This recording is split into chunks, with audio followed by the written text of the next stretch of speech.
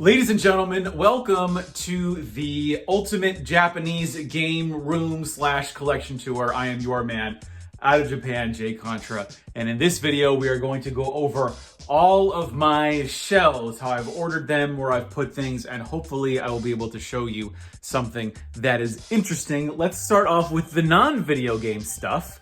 Going over here to my books. Up at the top, the final. So I talked about my love of Napoleon when I was a kid. This is the little bust of Napoleon that I got at Waterloo when I visited there. I visited Belgium. It's probably 6 years ago now.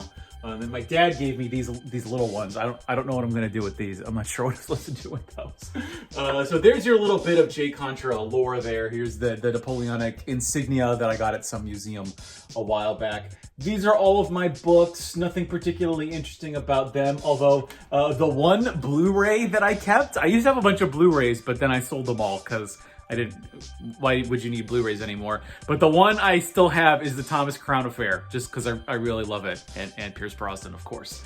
So moving, let's keep that there. More books, notebooks. Anything Japanese? Oh, I do have some Japanese stuff though. Oh, so speaking of Dead or Alive, this is like the official Dead or Alive history book that was put out by Famitsu. I've actually thought about translating this because I've never seen any of the interviews or the information in here translated. So I think that would be a cool project. We've got that. We've got the Famicom 30th anniversary book that was put out in another issue of Famitsu.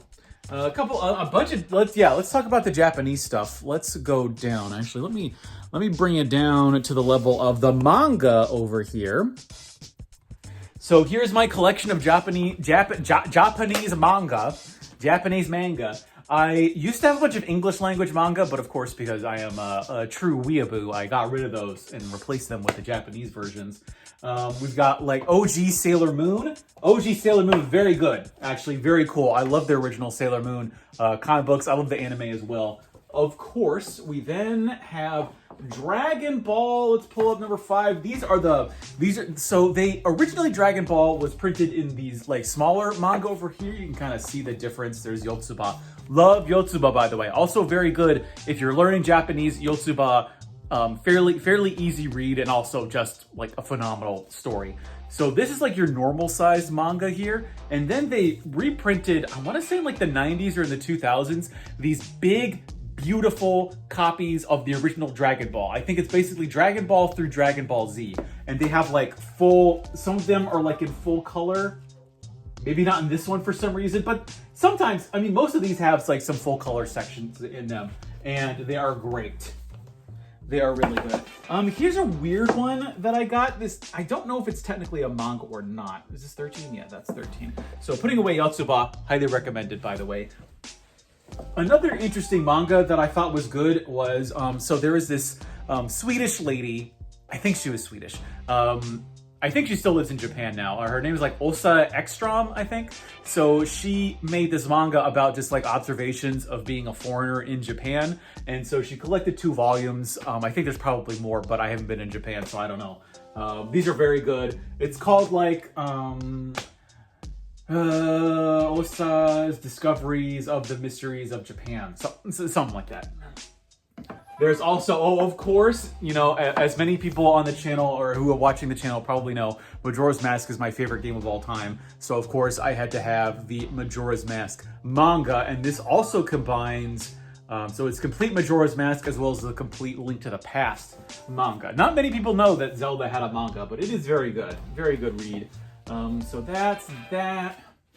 Then a couple of other just various volumes here, volumes that sometimes I would just get the first volume of a manga, I would get the first volume of say Welcome to the NHK, and then I'd read it and I'd be it's okay, and it's fine. Actually, I haven't read NHK yet, but something I've read is I've read the first Pokemon one, and I'm do I really want to read the whole thing? Do I want to read the next 200 volumes of this? Not really. It's okay. Although actually their OG Like the first 10 volumes of Pokemon are still pretty good. The other big one, the other series that I have is One Punch Man. I liked One Punch Man like up until about volume 10, but then I don't know. I don't like recent One Punch Man. It's okay, but I don't know. It seems like it's kind of meandering a little bit. That's just my personal opinion. And then we've got some like light novels, and I've also got this is the one Japanese novel that I've actually read all the way through. It's Sputnik's Sweetheart. Very good. I mean, it's a Murakami joint, so of course it's going to be good. But that's one of the few that I've actually read. We've got a bunch of history books as well, a bunch of them from college.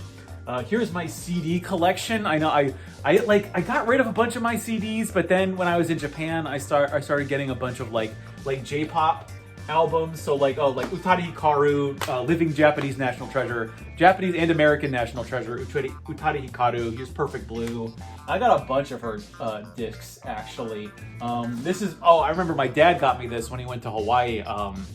Like back when I was in high school for some reason. So it's the Utari Hikaru single collection. Like this is like non-stop bangers in this one. There's also, oh yeah, do I have the original one? Yes. So this is my first ever internet order. I think I got this on Amazon back in like 2005.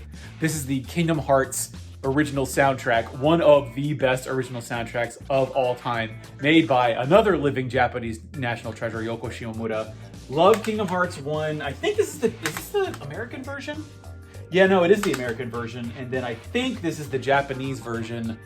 Yeah, this is the Japanese version of Kingdom Hearts 2. Because I was, Kingdom Hearts 1, 2, and 3. Wow, all very good. Although Kingdom Hearts 3 is the best one of them. I will say that. I've also got, I do still have it.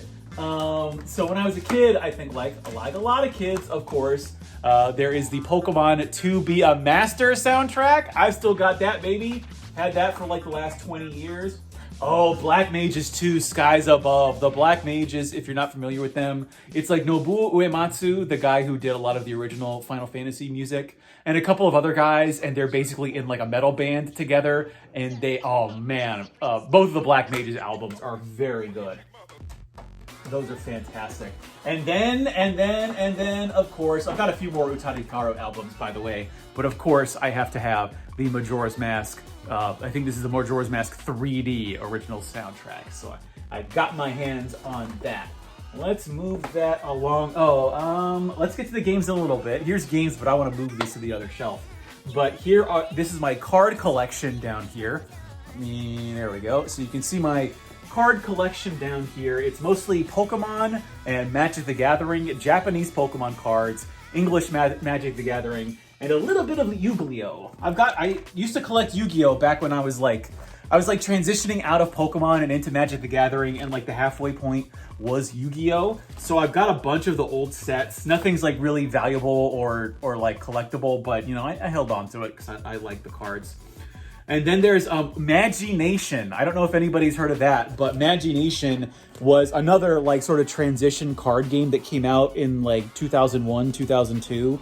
And it was sort of like the rules of Magic, but the art style of Pokemon. It was fine. None of these cards are valuable either, but I think there's the back of the card there.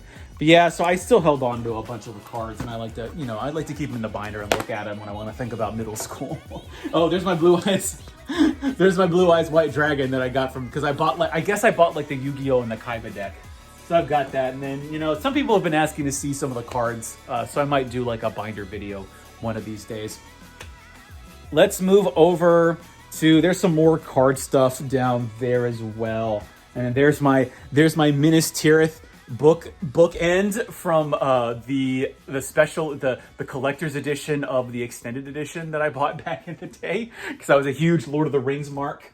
So let's talk about the video games for a bit. So looking up at the tippy top, you can see some of my booster boxes over here because I love the Ravnica sets. And so I'm going to keep these because I like to keep a sealed box of the Ravnica sets. I don't have the old ones though, because those are too expensive.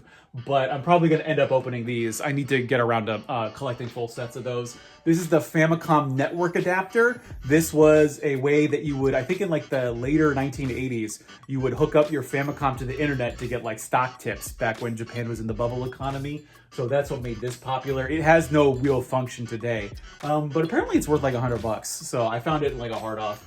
Here's the Power Glove. I have the original Famicom. This is the Famicom version of the Power Glove that does go into the weird pin system on the Famicom. So it's not exactly compatible with the NES, unfortunately. And then here's my Bayonetta 1 amiibo, my favorite amiibo. And then my second favorite amiibo is again, the Majora's Mask Link version. So the way I have sorted my video games so far is I have them done by console maker and then by generation. So here are all of the Nintendo games. So it goes Famicom, Super Famicom, Nintendo 64. Here are my OG middle school collection of GameCube games. These are the American ones here. And then here are the Japanese ones that I picked up when I was over in Japan. Here are the Wii games, got PlayStation, Switch. So it goes GameCube, Wii, Wii U, Switch, and then we go over to Sony over here, which then brings us to PlayStation, and then PlayStation 2 down here, and then PlayStation 3 is over there. I don't think there's anything particularly special among these. So let me talk about the cases real quick.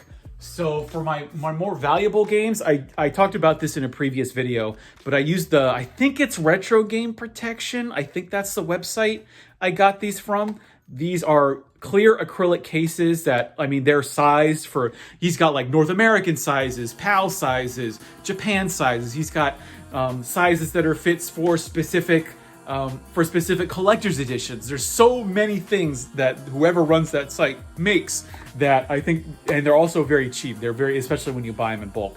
So that's why I've got, like Fire Emblem Thrakia 776, which is apparently like $300 now. I was like, what?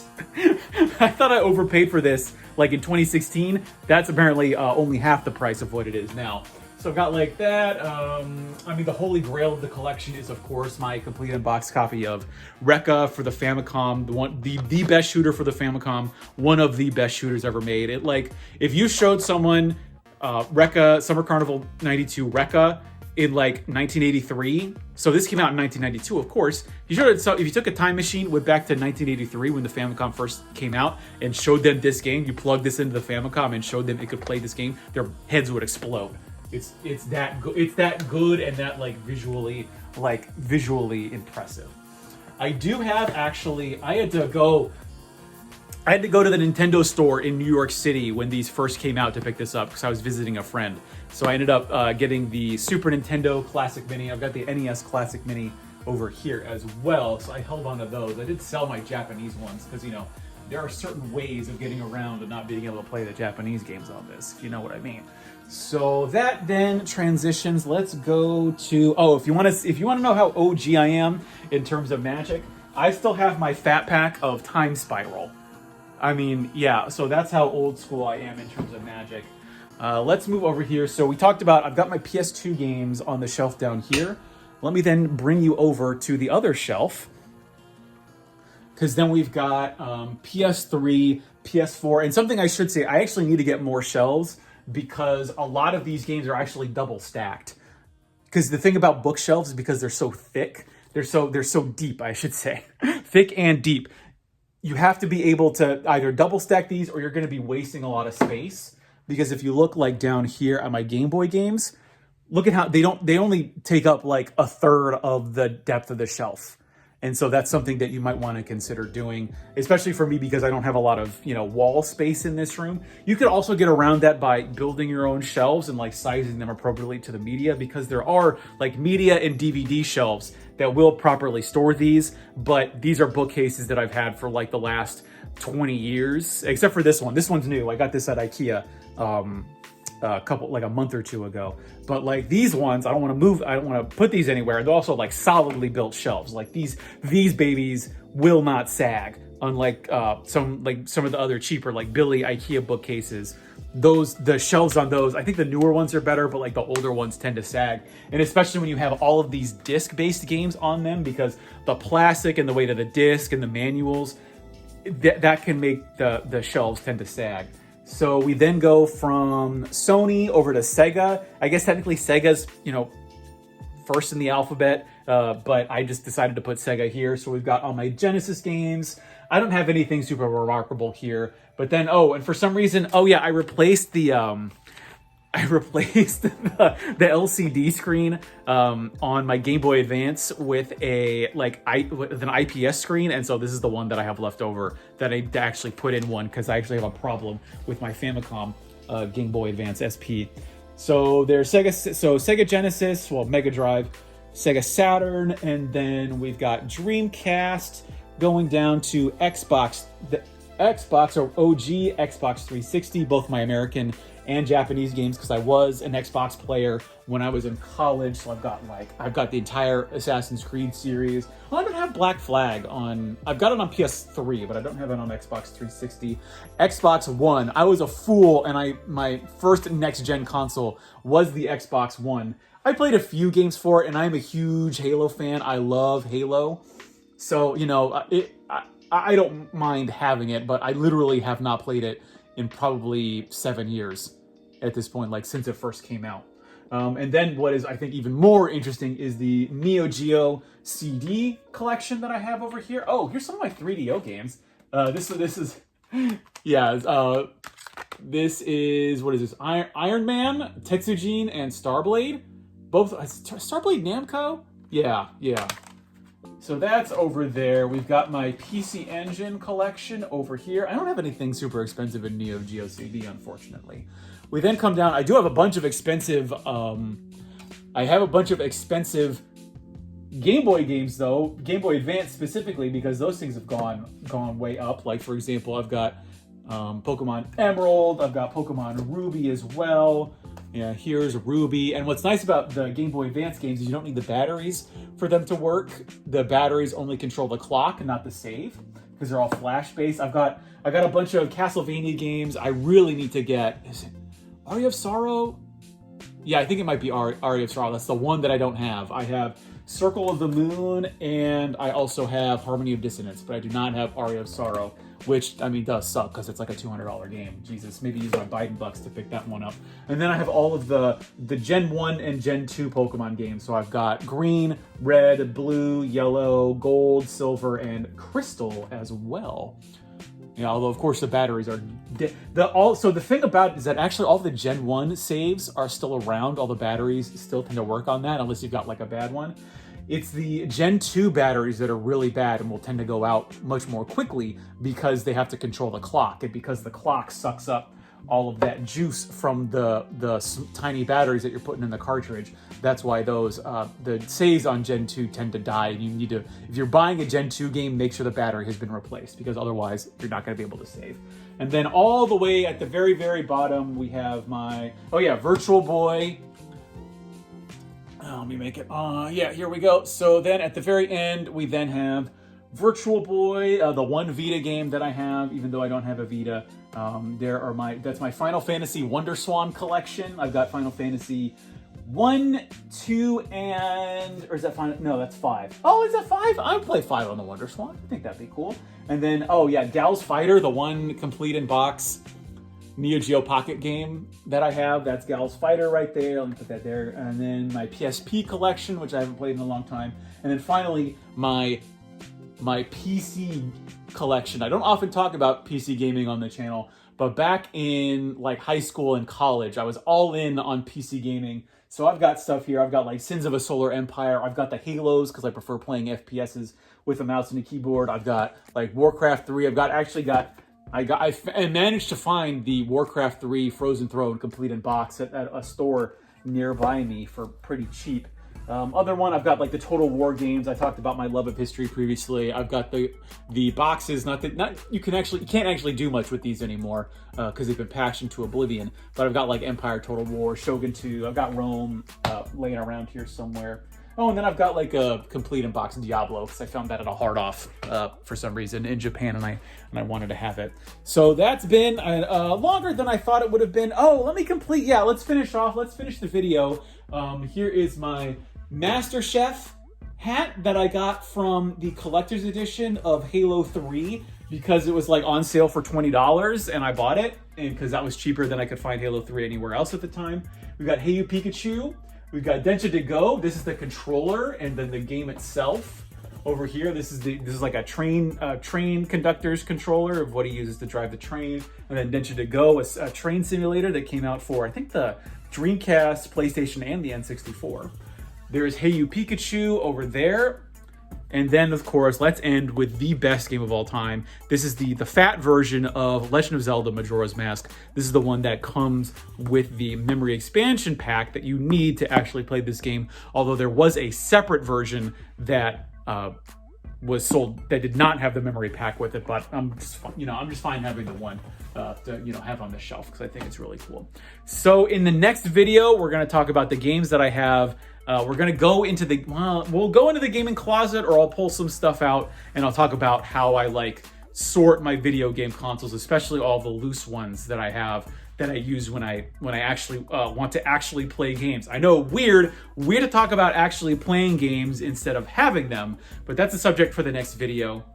I am streaming every Saturday and Sunday over at twitch.tv/JContra. I hope to see you there, and I hope to see you in the next video. I've been your man out of Japan, Jay Contra. Thanks for watching, and mahalo.